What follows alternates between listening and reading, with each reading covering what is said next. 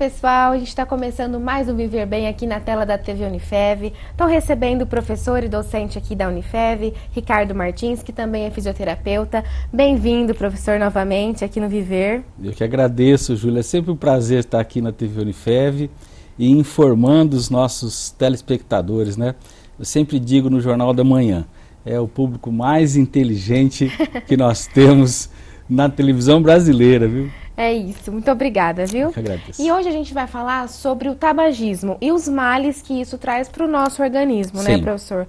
Fala um pouquinho pra gente sobre isso. Júlia, eu sempre digo de cara, tabagismo não é um hábito, tabagismo é uma dependência química. E isso pode ser chocante, né, até os nossos telespectadores, mas a dependência química que o tabaco gera pela nicotina é tão grave quanto as dependências químicas ao crack, à cocaína ou qualquer outra droga que se estabeleça. E a dependência química é de longo prazo e, na verdade, é uma das dependências químicas mais difíceis de serem retiradas.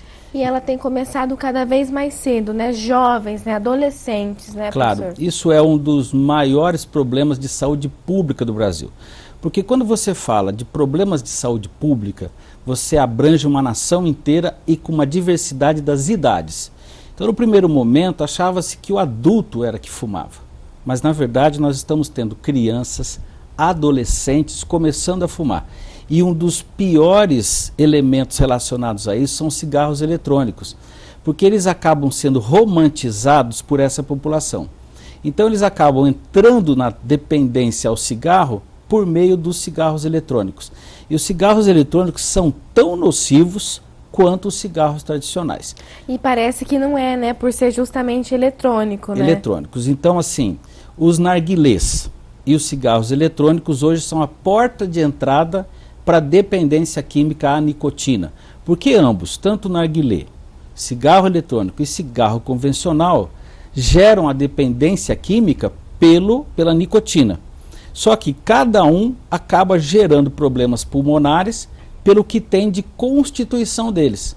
Então, tanto o narguilé, quanto o cigarro eletrônico, quanto o cigarro convencional, ambos têm substâncias que geram muitos malefícios, não só ao pulmão, mas ao coração e aos vasos sanguíneos. E quais são os principais problemas que esse tipo de vício pode trazer para uma pessoa? Olha, vamos colocar assim, de primeiro, problemas pulmonares, né? Porque quando há essa substância entrada no pulmão, você tem que entender que esses elementos vão entrar nos vasinhos mais delicados e nos alvéolos pulmonares, que estão na periferia dos nossos pulmões. Júlia, são elementos microscópicos, extremamente sensíveis para a absorção do O2, do oxigênio. Só que quando a pessoa fuma, independente dos dispositivos, ele está inalando substâncias muito irritantes.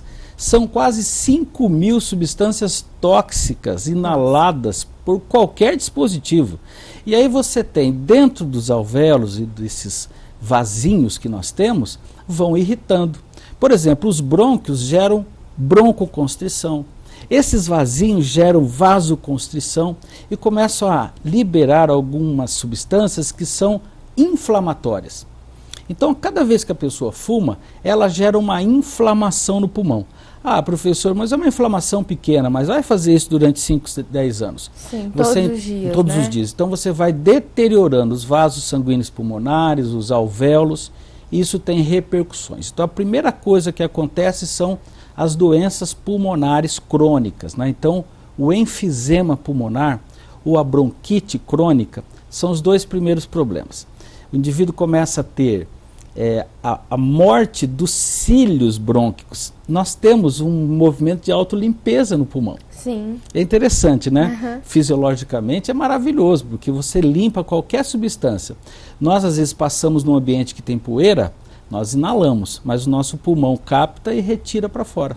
E às vezes a gente nem percebe, porque a gente engole aquele muco, ele não tem gosto, não tem cheiro, não tem nada. Mas o cigarro vai gerando uma irritação nas células que produzem esse muco, e esse muco começa a ficar grosso, espesso e amarelado. E aqueles cílios são mortos. A gente... E aí ele para de exercer a função, né? Exatamente. E aí o que acontece? O muco vai se acumulando. Então, muitas vezes, para o fumante saber que se já tem problema pulmonar, é só ele lembrar quando ele acorda e tosse de manhã. Significa que ele já está com deterioração desses cílios, desses elementos de defesa pulmonar. Então, a primeira coisa são os males relacionados à bronquite crônica e o enfisema. Posteriormente, nós vamos ter os males cardiovasculares, porque a interação coração-pulmão, ela é muito importante. Então, tudo que acontece no pulmão também acontece no coração e vice-versa. Então, as relações de toxicidade que acontecem no pulmão geram os mesmos problemas nas artérias coronárias. Um manda para o outro. E as artérias coronárias é aquela que gera irrigação para o coração. Então, nós vamos ter problemas relacionados à aterosclerose, que é aquela obstrução da artéria coronária. A artéria coronária irriga o meu coração. Se ela estiver parcialmente obstruída, eu vou ter dificuldade nessa irrigação e o coração pode se tornar insuficiente ou mesmo ter um ataque cardíaco, que é o infarto agudo do miocárdio. Então nós temos aí essas duas linhas mais rápidas, vamos dizer assim. Agora, eu acho que a principal doença é o câncer. Porque hoje o câncer, todos os tipos de câncer são agressivos, né? Mas o câncer pulmonar, 70% das causas estão relacionadas ao tabagismo. Ou seja, quando o indivíduo tem câncer de pulmão, 70% é a chance de ser por cigarro. Aí você vai procurar o histórico, ele é fumante. Mas não é só isso, câncer de boca, de laringe, de esôfago, câncer de estômago. Por onde passa, né? Por onde passa, ou pelo que eu inalei, ou pelo que eu engoli. Porque muito da fumaça pode também ir para o sistema digestório. E aí nós temos esse ciclo vicioso dessas doenças que todas elas são graves, se não matam num primeiro momento, geram péssima qualidade de vida e agravantes, como por exemplo uma pneumonia. O indivíduo ele fica tão suscetível que uma gripe convencional pode gerar, por exemplo, uma infecção mais grave. E assim, muita gente também bebe e fuma, né? Então a gente já tem essa associação de duas coisas extremamente perigosas para a saúde, né? São perigosas. Agora, para o nosso telespectador entender, por que as pessoas fazem essa associação? O nosso cérebro, ele quer prazer. O nosso cérebro não quer trabalho, ele quer prazer. E aí quando você estabelece elementos de prazer, ele vai associando. E aí você tem uma memória emocional associada a esses prazeres. Vamos entender uma coisa, Júlia. O cigarro, quando você fuma ele, a nicotina vai até o cérebro e libera uma substância prazerosa, né? E essa substância prazerosa, ela faz com que todo o meu organismo se sinta bem, né? Então, essa substância chama-se dopamina. Preciso falar alguns termos técnicos aqui, né, para o nosso público entender. Então, a dopamina, ela é o que dá a sensação de prazer. Você se lembra que quando a gente come alguma coisa gostosa, não te dá prazer? É o seu cérebro liberando dopamina. Então, são sensações muito gostosas. O fumante ele vai associar o tabagismo, a ingesta de bebida alcoólica, às vezes pequenas substâncias de comida, né? Que dá aquele prazerzinho, aqueles petiscos. Tudo isso faz com que o nosso cérebro se sinta muito bem e nos dê essa sensação de prazer. Mas qual que é o problema? Depois de 20 minutos ou até 1 hora, eu já sinto de novo a necessidade daquele prazer, porque o meu cérebro ele é exigente. E aí eu volto, aí eu crio uma abstinência em pouquíssimos minutos. E aí por isso que o indivíduo tem que fumar novamente. E quando ele tem essa sensação da abstinência, ele fica ansioso, ele fica nervoso, ele fica trêmulo. Quando ele faz o uso do cigarro, a dopamina é liberada no cérebro, ele se sente prazeroso de novo.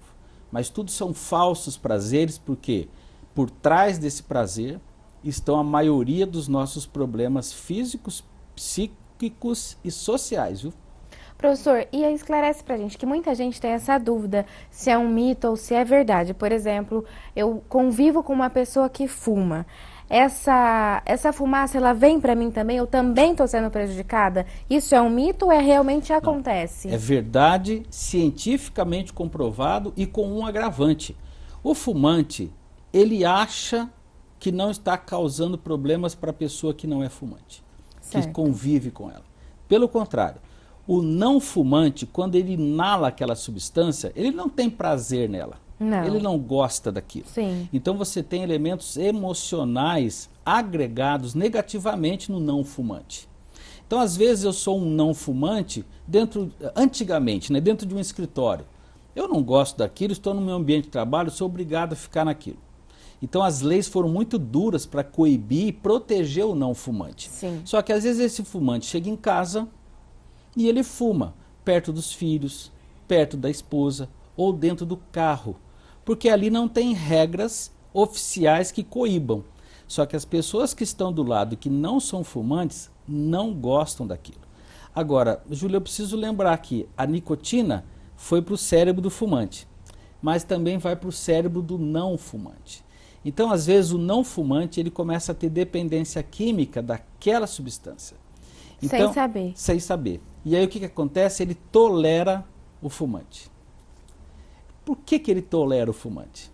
Porque ele, de uma forma indireta, sente algum prazer, entre aspas, daquela liberação da nicotina vinda pela fumaça. Existe uma necessidade dele também. Então você vê um fumante passivo convivendo anos com um fumante real. Por quê? Porque há uma simbiose. Mas não é positivo em nenhum momento. Por isso que é importante o esclarecimento que nós estamos fazendo aqui. E você que é um não fumante, trabalhe muito esse conceito de que você está sendo recebendo malefícios e não benefícios. E a pessoa que convive com você, que é fumante, precisa eliminar esse hábito tão negativo do convívio de vocês. Professor, e a nicotina é uma das substâncias que mais vicia, né? Que prolonga esse vício. Por que isso acontece? Como acontece? Então, a nicotina vai influenciar o cérebro, em particular os neurônios cerebrais. Então, vamos imaginar, eu tenho um neurônio aqui e outro aqui. Existe uma ligação entre os dois, nós chamamos de sinapse. Certo. Então, para a informação nervosa passar por um neurônio para o outro. Então, nós temos uma sinapse. O que a nicotina faz? A nicotina melhora a atividade das sinapses.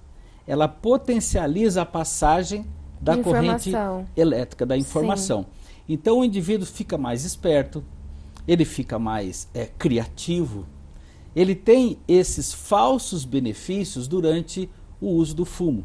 E aí o que acontece? Ele se sente positivamente incentivado. Né? E a nicotina faz isso. Além de liberar essas substâncias que são prazerosas, elas melhoram a atenção, melhora a disponibilidade cognitiva da pessoa naquele momento que ela está usando.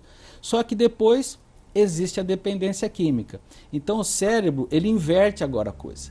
Ele começa a dar tremores, ansiedade, porque aquele... Que é abstinência mesmo, aquela né? sinapse precisa agora da dependência química para poder ter a movimentação. Inclusive, muitas pessoas dizem que eles eram mais criativos quando fumavam. Mas isso é uma falsa ideia, porque, só para que o nosso público entenda, existe um hábito tão positivo que libera dopamina e, além disso, a serotonina e a endorfina, que são elementos maravilhosos para o nosso cérebro. É a atividade física. Que é o segredo. Só que o cérebro ele quer a coisa mais fácil. Sim. O que é mais fácil para o dependente químico? É fumar. Porque depois ele tem que, para ele mudar essa chavinha, ele tem que estar muito focado e fazer uma mudança muito grande de comportamento. Às vezes ele vai encontrar resistência no próprio cérebro, na própria intenção, porque o prazer mais rápido, infelizmente, é pelo cigarro. Professora, a gente vai dar uma pausa rapidinho para o intervalo, mas pessoal, não sai daí não que a gente já está de volta.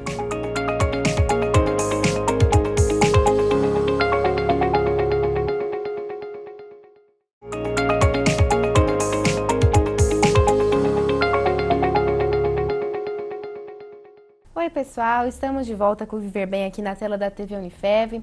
Hoje a gente está recebendo o professor Ricardo Martins e a gente está falando sobre os males do tabagismo. Professor, eu queria que a gente voltasse esse bloco agora falando, dando dicas para o pessoal de casa, para quem quer realmente deixar o vício, porque a gente sabe que é difícil, né? Primeira coisa é querer parar. Porque o vício da nicotina, ele é completamente possível de você ser controlado e eliminado. Mas a primeira coisa é a intenção, é o foco emocional. Primeiro ponto. Segundo, retirar todas as coisas físicas que lembram o cigarro. Então, os cinzeiros, algum objeto que seja um objeto emocional relacionado a esse hábito. Tudo tem que ser eliminado, ou do seu escritório, ou do seu trabalho, ou da sua casa. Segunda coisa. Terceira coisa, fazer com que algumas substâncias que faziam gatilho do cigarro também sejam eliminadas. Por exemplo, o café. O café é um gatilho para o cigarro. A cerveja ou a bebida alcoólica é um gatilho para o cigarro. Então é necessário que haja a diminuição ou o controle desses hábitos alimentares que geravam o gatilho. Então a terceira informação é essa. E a quarta, substituir tudo por alimentos saudáveis e principalmente água. Sabia, Júlia, que a água ela vai fazer um processo de desintoxicação celular? Então o indivíduo ele começa a tomar água em grande quantidade. Por exemplo, a pessoa normal precisa tomar de 2 a 2,5 litro de água por dia. O fumante tem que tomar mais de 3 litros, porque ele vai criando um hábito agora dessa renovação celular. Alimentos saudáveis para fazer com que aquele hábito de paladar seja completamente modificado. E é interessante porque o fumante, os primeiros dias que ele deixa de fumar, ele começa a sentir o gosto dos alimentos. Porque aquela fumaça que ele inala, que ele engole, atrapalha isso, né? As nossas papilas gustativas, elas são viciadas naquele sabor que vem das 5.000 substâncias que entram pela boca. Então, quando você elimina isso, as papilas imediatamente elas afloram novamente a normalidade. Aí você sente o gosto dos alimentos. Então, nesse momento, o fumante ele pode fazer uma ingesta de alimentos naturais, uma ingesta de líquidos, uma ingesta de substâncias que vão colaborar com aquele prazer do cérebro. O alimento pode ser muito bem para isso. Agora, nós temos que alertar as pessoas. Quando você para de fumar, você sente uma fome maior, porque o cérebro é inibido no sentido da fome pela nicotina. Muita gente, inclusive, passa a fumar para tentar emagrecer, né? Tentar emagrecer. Mas o que nós sabemos é que todo um ciclo vicioso da nicotina pode ser controlado, desde que o indivíduo também se alimente adequadamente com produtos benéficos. Então a gente diz o seguinte, você está com aquela fissura do cigarro, faça é um conselho muito dado pelo Dr. Drauzio Varela, Sim. sabe? Esprema um limão num copo, faça pequenos palitinhos de cenoura, de pepino, né? De qualquer outra leguminosa nesse sentido, e você molha. Todas as vezes que você tem essa fissura, você vai mordendo aquilo. Aquilo ajuda no sentido nutricional e vai enganando um pouco essa fissura. Tem pessoas que substituem a fissura por doces. E aí não é positivo, porque eu perco a questão do hábito do tabagismo, mas posso ganhar uma obesidade diabetes. E uma diabetes. Então a gente trocar tem um vício por outro, né? Então a gente sempre recomenda, você vai parar de fumar, também faça hábitos saudáveis alimentares. E também gere a dopamina de uma outra forma. Atividade física. A atividade física é outro recurso maravilhoso. Entendi. Professor, e quando a gente une o uso do tabagismo com doenças que a pessoa já possui, hipertensão, sedentarismo, obesidade, aí é complicado, né? Exatamente. São a associação dos fatores de risco. Por exemplo, o infarto agudo do miocárdio ou ataque cardíaco, ele é multifatorial. Ele está associado a vários elementos. Então, por exemplo, o estresse, o tabagismo, a obesidade, a hipertensão arterial, né, são elementos muito associados para aquele ataque cardíaco no futuro. Aí vamos dar uma informação às vezes para o fumante. Quando ele está em abstinência, ele entra em estresse. Então aqueles minutos que eu não estou fumando e que eu gero a minha ansiedade de fumar, eu estou gerando estresse pela abstinência. E isso tem consequências lá na artéria coronária. Então piora o período de problemas coronarianos. Sim. E vão acelerar o risco do infarto. Então, ele não tem só o problema relacionado ao hábito, mas o período que ele não está fumando gera mais complicações ainda por causa da abstinência, ou seja, o estresse relacionado a isso. Agora, quem quer parar de fumar, Júlia, ele tem tanto potencial de querer se livrar daquilo, que a abstinência ela é rápida.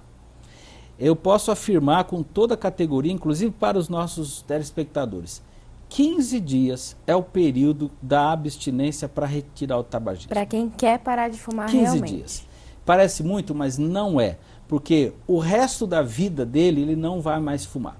Então, 15 dias é um período que você começa uma caminhada, você substitui aquele período que você está fumando por algum hábito mais saudável, você pode gerar alimentação saudável, pode gerar atividade física e faz com que o seu cérebro entenda que você quer ganhar saúde por esse outro caminho.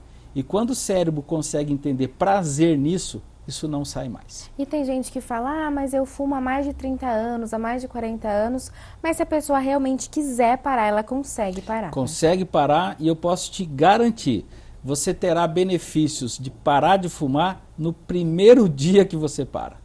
Mas como assim, professor? Olha só, quando a pessoa fuma, ela gera aquela fumaça. Aquela fumaça é potencialmente nicotina e monóxido de carbono. Aliás, só uma informação para o fumante. Quando você fuma, é idêntico a quando você colocasse sua boca e colocasse no escapamento de um carro. É a mesma coisa. Você está, na verdade, inalando uma grande quantidade de monóxido de carbono. Então, quando eu solto a fumaça, eu tenho essa grande quantidade de alcatrão e tudo mais, só que o monóxido de carbono. O oxigênio nós respiramos pelo ar ambiente, não é? Sim. Esse monóxido de carbono impede que o oxigênio vá para o nosso corpo. Então, quem fuma gera uma aura de monóxido de carbono que reduz a capacidade de absorção de oxigênio. Nós temos, em média, 21% de oxigênio disponível para nós. O fumante, enquanto fuma, de cara, ele perde até 16%. Ou seja, nós estamos falando de falta de oxigênio. Sim. Então, quando você para de fumar, no primeiro dia você já tem a disponibilidade de oxigênio. Suas células vão te agradecer porque você está oxigenando elas novamente. E a gente tem que deixar claro também para o pessoal de casa, para não deixar chegar a um ponto tão crítico de ser tipo uma exigência do seu médico. Olha, a partir de agora, se você fumar, as coisas vão ficar ainda mais complicadas. Porque tem muita gente, né, professor, que desenvolve um problema cardíaco, que fuma há muitos anos. Sim. E aí eu falo, olha, se você não parar de fumar, vai piorar muito essa situação. Você não vai conseguir, vai desempenhar suas funções, seus trabalhos manuais sozinho, de forma, né, tranquila. Exatamente. E aí a pessoa ela é obrigada a parar de fumar. E aí a gente sabe que quando não quer e é obrigado, é 1000 vezes pior, né? Não há nada pior do que você fazer um processo de proibição. Exatamente. Porque o seu cérebro não acredita naquilo, tá certo? Nós temos um processo muito grande de confrontação. Agora, a partir do momento que eu entendo que o tabagismo, e aí vem o lado da consciência, eu entendo que o tabagismo é realmente algo nocivo, eu posso até usar uma palavra mais dura, é nefasto. Eu começo então a entender que eu me amo, eu me amo e eu preciso que o meu corpo seja restabelecido para que eu tenha melhor qualidade de vida. Quando entra essa informação e começa a fazer sentido, o indivíduo para de fumar, Júlia. Professor, a gente já está encerrando o Viver Bem de hoje, mas para terminar eu queria que o senhor deixasse um recado para o pessoal de casa, um recado para essa pessoa que está em busca, que ainda não chegou a cair aquela ficha, mas que ela está procurando melhorar, procurando largar o vício. A primeira coisa, né? Se ame, saia desse processo tão negativo e eu posso te afirmar, se você tiver essa vontade, esse foco, você vai conseguir parar de fumar. Agora, parar de fumar significa também ter melhores relações interpessoais, um cuidado maior com a sua espiritualidade, porque quando você está ligado à sua espiritualidade, aquilo que faz sentido no seu mundo espiritual, você também é fortalecido, os seus amigos te ajudando, os seus familiares te ajudando, você consegue encontrar um ciclo de fortalecimento e o que nós chamamos de ciclo de confiança, que aí você vai conseguir parar de fumar sem maiores prejuízos. Então, nós estamos no século XXI, nós temos que entender que hábitos negativos só pioram a nossa qualidade de vida, então que você tenha essa palavra de fortalecimento. Se você não é fumante, mas conhece alguém que é fumante, se fortaleça nesse sentido também. Leve essas informações para ele, mas principalmente esse entusiasmo que nós temos pela vida. A gente não quer em nenhum momento, né, termos problemas de saúde. Exatamente. E a partir do momento que sabemos que o cigarro gera doenças... Que é fato, né? Que Ele vai gerar um problema. Então, nós temos que coibir isso, mas com muito amor, com muito cuidado e com muita positividade, porque é isso que a gente conhece de qualidade de vida. É isso. Trocar a nicotina por uma vitamina, né, professor? É boa? Muito obrigada pela sua presença aqui no Viver Bem, tá? Pessoal, nosso programa tá ficando por aqui, mas na semana que vem a gente tem um encontro marcado. Beijos e saúde!